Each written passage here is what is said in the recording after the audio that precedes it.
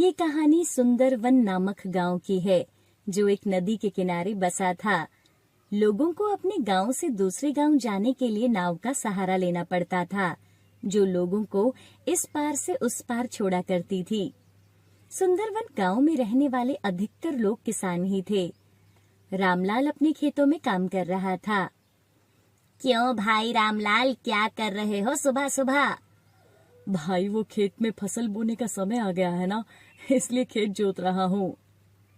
तभी कुछ देर में रामलाल की पत्नी मीरा खेत में आती है। लो भाई, मीरा भाभी तो तुम्हारे लिए खाना भी लेकर आ गई। अच्छा भाई, अब आप अपना काम करो, मैं चलता हूँ। रामलाल की पत्नी मीरा गर्भवती थी, लेकिन वो फिर भी रामलाल के लिए खेतों में खाना लाया करती थी। ध्यान से, कितनी बार तुमसे कहा है कि ऐसे मत चला करो, लेकिन तुम हो कि मेरी एक बात नहीं सुनती। अच्छा जी, मैं तो आपकी हर बात मानती हूँ, लेकिन मैं थोड़ा चल लूंगी तो उसमें कोई नुकसान नहीं होगा। वैसे भी खेत में आती हूँ तो हर समय आपको टाइम पर खाना खिला देती हूँ, नहीं तो आप तो बस काम करने में ही लगे रहते हो।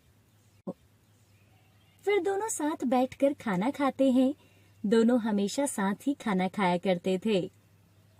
ऐसे ही कुछ दिन बीत गए और मीरा ने 2 जुड़वा बच्चियों को जन्म दिया। रामलाल अपनी बेटियों को देखकर बहुत खुश था, लेकिन भगवान को तो कुछ और ही मंजूर था। बच्चियों को जन्म देने के बाद मीरा की हालत बहुत बिगड़ गई और उसकी मृत्यु हो गई। मीरा की 13वीं पर गांव वाले रामलाल के घर आए। बेटा, बहुत बुरा हुआ कि तुम्हारी पत्नी इतनी छोटी उम्र में चल बसी, लेकिन बेटा अभी तुम्हारी उम्र ही क्या है। अब तुम्हें अपनी इन जुड़वा बेटियों के लिए दूसरी शादी कर लेनी चाहिए। नहीं चाचा जी, मेरी ये बेटियां ही मेरा सब कुछ है। अब मैं सिर्फ इन दोनों के सहारे ही जी लूंगा। वक्त बीतता गया और रामलाल की जुड़वा बेटियां 5 साल की हो जाती हैं। रामलाल उन्हें गांव के ही सरकारी स्कूल में पढ़ाता है। रामलाल बहुत मेहनती था। वो अपनी बेटियों को पढ़ा लिखा कर आगे बढ़ाना चाहता था। रीटा और गीता पढ़ने में बहुत होशियार थी। एक दिन, पापा, आपने बोला था कि आप हमें तैरना सिखाएंगे। हाँ बाबा, अब तो हमारी 5वीं कक्षा की परीक्षा भी हो गई है। आपने बोला था कि जब 5वीं कक्षा के बाद हम नदी के पार वाले स्कूल जाएंगे तो आप हमें तैरना सिखाएंगे। हाँ हाँ मेरी बच्चियों, मुझे सब कुछ याद है। तो फिर बताओ ना, हम चल रहे हैं क्या? आप हमें आज ही तैरना सिखाएंगे? बिटिया, आज तो खेतों में बहुत ज्यादा काम है। मैं तुम्हें कल ही तैरना सिखाऊंगा। पक्का ना बाबा? हाँ हाँ पक्का। अच्छा, अभी मैं खेत में जा रहा हूँ काम करने के लिए। बाबा, हम भी आपके साथ आपकी मदद करते हैं। फिर तीनों खेत में चले जाते हैं और खेत का काम करते हैं। अगले दिन ही रामलाल रीता और गीता को लेकर नदी पर गया और वहाँ पहले रामलाल पानी में उतरता है। अब देखो, आराम से, तुम्हें अपने पैरों और हाथों को ऐसे चलाते रहना है। गौर से देखो मुझे। रीटा और गीता ने अपने बाबा को गौर से तैरते हुए देखा। रीटा ने डरते हुए कोशिश की। पहले पहले तो वो तैर नहीं पा रही थी, फिर उसे धीरे धीरे समझ आ गया। इसी तरह फिर गीता ने भी कोशिश की और जल्द ही दोनों को तैरना आ गया। फिर क्या था, रीटा और गीता हर दिन तैरने का अभ्यास करती थी। यहाँ गांव के लोग रामलाल की बेटियों के बारे में तरह तरह की बातें करने लगे।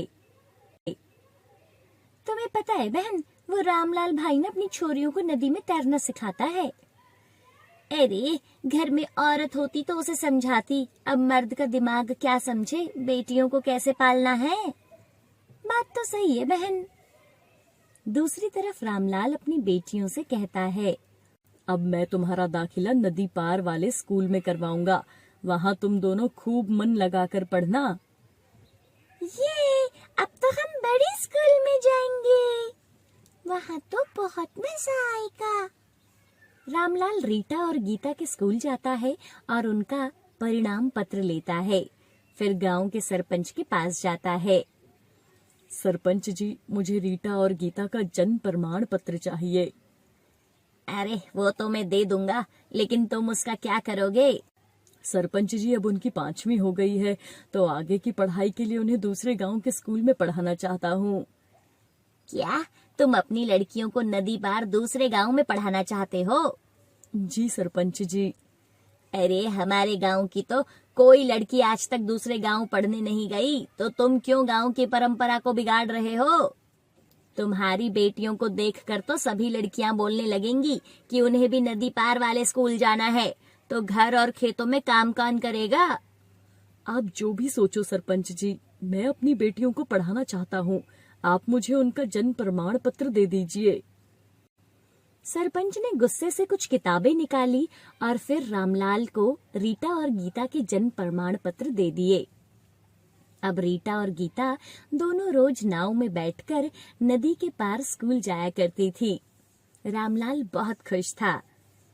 एक दिन की बात है, रीटा और गीता नाव में बैठकर स्कूल जा रहे थे।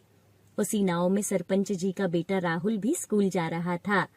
वो 7वीं कक्षा में पढ़ता था। अचानक नाव का संतुलन बिगड़ा और उनका बेटा नदी में गिर गया। अरे राहुल भैया, इधर आओ, ध्यान से। बचाओ, मुझे बचाओ, कोई मुझे बचाओ। लगता है इन्हें तैरना नहीं आता। रीटा और गीता ने कुछ भी नहीं सोचे बिना वो दोनों नदी में कूद गई और तैरकर राहुल के पास गई। दोनों ने राहुल को सहारा दिया और उसे नदी किनारे ले आई। नदी किनारे कुछ लोगों ने राहुल की छाती दबाकर उसके शरीर से पानी बाहर निकाला और आखिर सरपंच जी के बेटे राहुल की जान बच गई। जब सरपंच को इस बात का पता चला तो वो रीटा और गीता से मिलने उनके घर आया।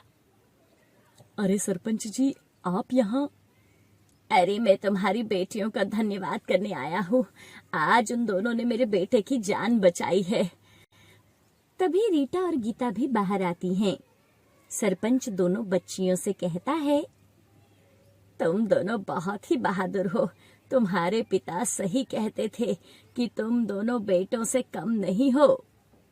रामलाल ने अपनी बेटियों को हमेशा बेटों की तरह रखा था और उन्हें हर वो काम सिखाया था जो वो करना चाहती थी।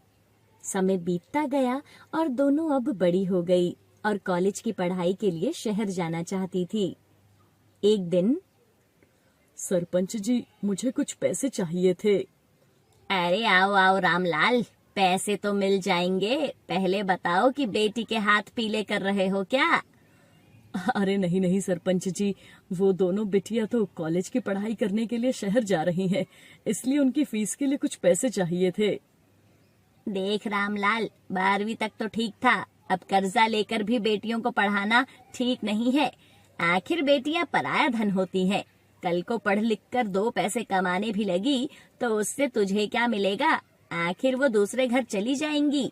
मेरी बात मान तो अब उनके हाथ पीले कर और खुद गंगा स्नान करके आ। माफ करना सरपंच जी, अगर आप पैसे नहीं दे सकते तो आप मुझे कुछ सलाह भी ना दें, क्योंकि मेरी बेटियां किसी बेटों से कम नहीं है। और ये बात आपने ही मुझे एक दिन बोली थी ना। देख रामलाल, माना कि तेरी बेटियां बहुत बहादुर है और उन्होंने मेरे बेटे की जान बचाई थी, इसका मतलब ये नहीं कि उन्हें शहर में मौज मस्ती करने के लिए उन पर अब मैं पैसे उड़ाऊं। देखिए सरपंच जी, आपको पैसे नहीं देने तो मत दीजिए, लेकिन मेरी बेटियों के खिलाफ मैं एक भी बात नहीं सुनूंगा। उसके बाद रामलाल अपने घर आ जाता है और अपनी जमीन किसी को बेच देता है और उन पैसों से अपनी दोनों बेटियों का दाखिला शहर के कॉलेज में करवा देता है और खुद लोगों के खेतों में मजदूरी करने लगता है। 4 साल के बाद दोनों बेटियां खूब पढ़ लिख गई थी। आज गीता इंजीनियर बन गई थी और रीटा जिला अधिकारी बन गई थी। पिताजी, अब हमें अपने गांव के लिए कुछ काम करवाना है। मैंने सोचा कि इसकी शुरुआत नदी पर पुल बनाकर ही की जाए। बेटा, ये तो बहुत अच्छी बात है। उसके बाद रीटा ने अपने गांव के लिए नदी के ऊपर एक पुल बनवाया, जिसका काम गीता की टीम ने मिलकर किया। भाई, ये सब रामलाल की बिटिया की वजह से हो पाया है, नहीं तो हम तो अभी भी नाव के सहारे ही होते। सच कह रहे हो भाई, उसकी दोनों बेटियां बेटों से कम नहीं हैं। इस नदी पर पुल कभी बनेगा? अरे ये तो हमने कभी सपने में भी नहीं सोचा था। तभी वहां सरपंच आता है और वो लोगों की बात सुन लेता है। सरपंच को अपने आप पर शर्म आती है कि कभी उन्होंने रामलाल की बेटियों को पढ़ाने पर कोसा था। अब गांव की हर लड़की रीटा और गीता के जैसे पढ़ना लिखना चाहती थी और अपने माँ बाप और गांव का नाम रोशन करना चाहती थी। बाबा, मैं भी रीटा दीदी और गीता दीदी की तरह पढ़ना चाहती हूँ। हाँ हाँ बेटा, क्यों नहीं, तुम जितना पढ़ना चाहती हो पढ़ सकती हो। मैं तुम्हें पढ़ने से कभी नहीं रोकूंगा।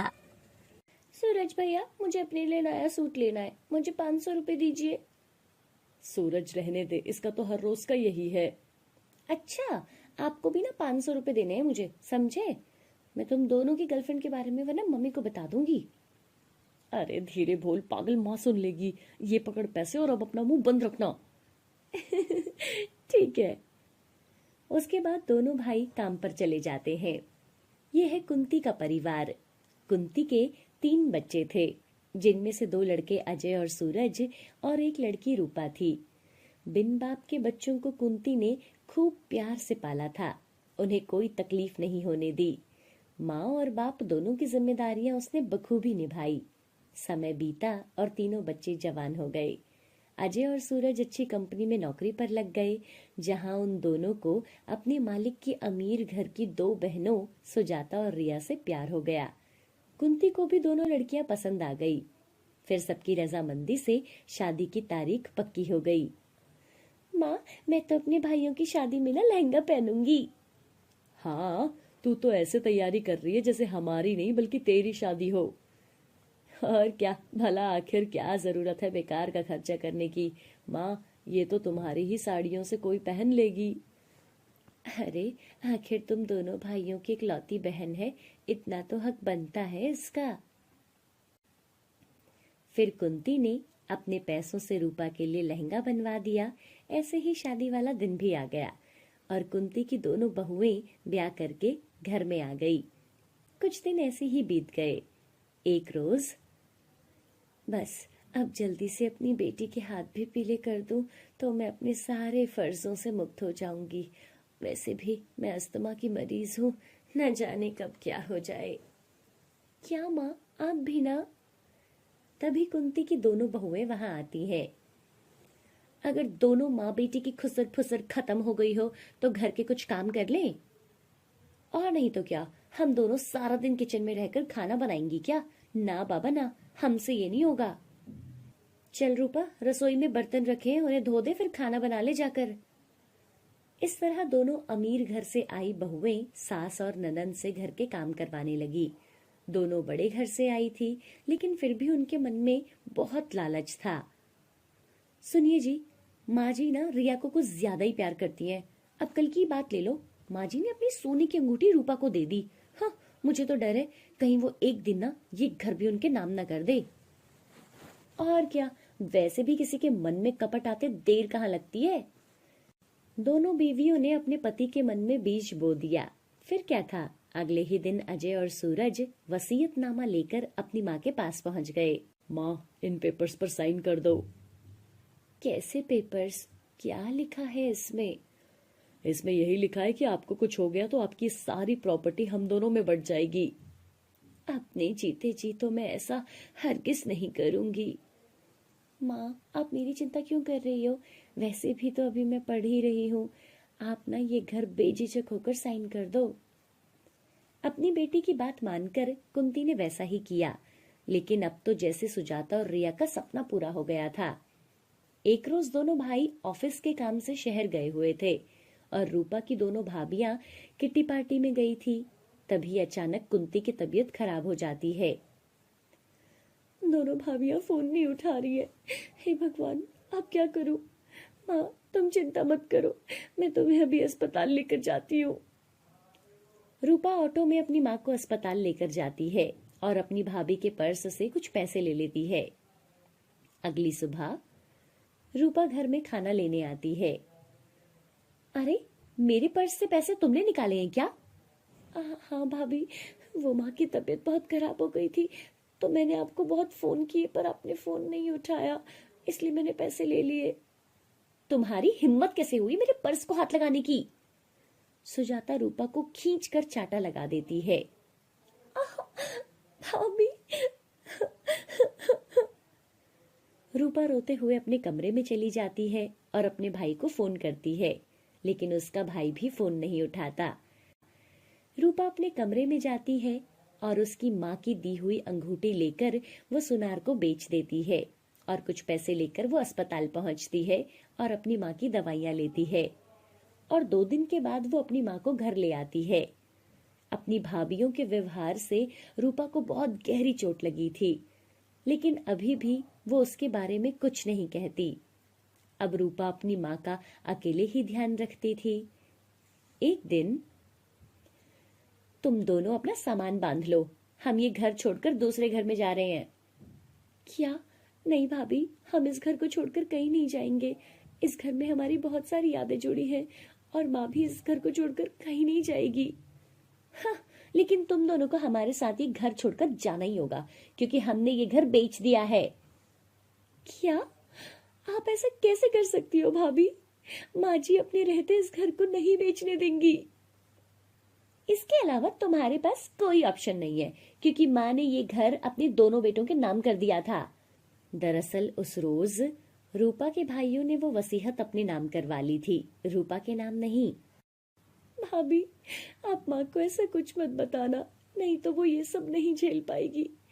मैं माँ से खुद बात करती हूँ। लेकिन कुंती उनकी सारी बातें सुन लेती है। माँ, अजय भाई और सूरज भाई ने घर खरीदा है, हम वहां जा रहे हैं। ठीक है बेटा, जा सामान बांध ले। माँ, आप ठीक हो ना? हाँ बेटा, मैं ठीक हूँ। रूपा मजबूर थी, पर वो कुछ नहीं कर पाई और मजबूर होकर वो अपनी माँ को लेकर अपनी भाभीियों के साथ चली गई। रूपा हमेशा अपनी माँ का ध्यान रखती थी और उसके भाई सुबह से लेकर देर रात तक ऑफिस में रहते थे। एक दिन रूपा अपनी माँ के पैर दबा रही थी। तुम्हारी ये सेवा हो गई हो तो जरा इधर आओ। और माँ जी, अब आप भी ना अपना ये ड्रामा बंद करो और घर के अंदर जाके काम करो, आखिर कब तक मुफ्त की रोटियां तोड़ोगी? हाँ हाँ, अब उठो और रसोई में पड़े बर्तन मांज लो, उसके बाद कपड़े भी धो लेना। माँ, आप आराम करो, मैं सब कुछ कर लूंगी। तुम पहले रसोई में जाकर नाश्ता बना लो, बाकी काम माँ कर देगी। रूपा कुछ नहीं बोलती। उसे डर था कि कहीं उसकी भाभियां उन दोनों को घर से निकाल ना दे। ऐसे में वो अपनी माँ को लेकर कहाँ जाएगी। अब रूपा और कुंती सारा दिन घर का काम करते थे। रूपा बेटा, तू जाकर अब पढ़ाई कर ले, मैं ये बर्तन सब कुछ कर लूंगी। रूपा रात रात भर पढ़ने बैठती। एक दिन घर में अजय और सूरज की बिजनेस पार्टी थी। उसमें क्लाइंट्स के साथ उनकी वाइफ भी आई थी। सारी तैयारियां रूपा और उसकी माँ अकेले ही कर रही थी। तभी पार्टी में एक औरत सुजाता से कुंती और रूपा के बारे में पूछती है। ये दोनों कौन है सुजाता? अरे ये हमारी नौकरानियां हैं। ये सुनकर रूपा को बहुत बुरा लगा और वो बिना किसी से कुछ कहे अपनी माँ को लेकर वो घर छोड़कर चली जाती है। अगली सुबह वो दोनों अपने पतियों को बताती है कि रूपा किसी लड़के के साथ भाग गई है और माँ को भी वो अपने साथ ले गई है। ये रूपा को माँ ने कुछ ज्यादा ही सर पर चढ़ा लिया था। हाँ हाँ भैया, देखो तो आज उसकी गलती में फिर से माँ ने उसका साथ दिया है और देखो उसी के साथ चली गई। इधर माँ बेटी एक छोटे से किराए के घर में रहने लगी, जहाँ वो ट्यूशन पढ़ाकर अपना और अपनी माँ का खर्चा निकाल रही थी और साथ ही अपनी पढ़ाई भी करती है। समय बीतता रहा और एक दिन उसकी मेहनत रंग लाई। उसने एसएससी की परीक्षा पास कर ली और फिर क्या था, रूपा इनकम टैक्स ऑफिसर बन गई। ऐसे ही समय बीता और एक रोज, हाय राम, हम तो लुट गए, बर्बाद हो गए। अरे क्या हुआ, ऐसे क्यों चिल्ला रही हो? अरे हमारे हस्बैंड के दफ्तर में पुलिस वालों की रेड पड़ी है, सब कुछ खत्म हो गया रिया। ऑफिस सील हो गया और गार्ड कह रहा था कि अब वो टीम हमारे घर पे आ रही है। हमें क्या पता था ये दोनों भाई गैर कानूनी काम करते हैं। क्या पता अब हम कहाँ जाएंगे, हम तो फुटपाथ पर आ जाएंगे। न जाने किसके श्राप का फल है ये। जो हमें ये दिन देखने को मिल रहे हैं। और तभी वहां पुलिस आ गई और उन्होंने उनके घर को भी सील कर दिया। अब वो दोनों सड़क पर आ गई। उधर रूपा सरकारी आवास में रहती थी। उसने जब अपने भाइयों के बारे में अखबार में पढ़ा तो वो खुद को उनसे मिलने से रोक नहीं पाई और वो अपनी कार से जा ही रही थी कि तभी उसने अपनी दोनों भाभियों को फुटपाथ पर बैठे हुए देखा। भाभी, आप दोनों यहाँ? ये सब कैसे हो गया? मैंने अभी अभी अखबार में देखा तो मैंने सोचा मैं आप लोगों से मिलने आऊं। अरे, ये सब हमारे कर्मों का फल है रूपा। हमने जो तुम्हारे और माँ जी के साथ किया उसकी सजा हमें मिल गई है। हमें माफ कर दो। माँ जी कहाँ है? हमें उनसे माफी मांगनी है। आप दोनों घबराओ मत। आप मेरी गाड़ी में बैठो और मेरे साथ घर चलो। तुम्हारी गाड़ी? तुम्हारा घर? हाँ, अब मैं इनकम टैक्स ऑफिसर बन गई हूँ और माँ जी मेरे साथ ही है। अपने दोनों भाइयों को छुड़वाने के लिए मैं कुछ करती हूँ। रिया और सुजाता ने रूपा को गले से लगा लिया। रूपा ने अपने भाइयों की भी जमानत करवा दी। अब दोनों भाइयों ने कसम खा ली कि वो ईमानदारी से काम करेंगे। रिया और सुजाता अपनी गलती के लिए अपने पतियों से माफी मांगती हैं क्योंकि उनकी वजह से दोनों बेटे अपनी माँ और बहन को आज तक गलत समझते रहे। अब दोनों भाई और भाभियां रूपा के बड़प्पन के आगे झुक गए क्योंकि आज उनकी रूपा उन दोनों से भी ज्यादा अमीर थी। रूपा दोनों भाभियों और अपने भाइयों को लेकर घर आती है। इनकी इस घर में कोई जगह नहीं है। इन दोनों को यहाँ से अभी निकाल दो। माँ, भाई आपसे कुछ कहना चाहते हैं। नहीं बेटा, जो इन्होंने हमारे साथ और तुम्हारे साथ किया है वो मैं कभी नहीं भूल सकती। अब मैं इनकी कभी भी शक्ल तक देखना नहीं चाहती। फिर अजय और सूरज अपनी माँ से माफी मांगते हैं। सुजाता और रिया भी अपने किए पर बहुत शर्मिंदा थी। कुंती सबको माफ कर देती है और एक बार फिर खुशी खुशी वो सब लोग मिलकर रहने लगते हैं।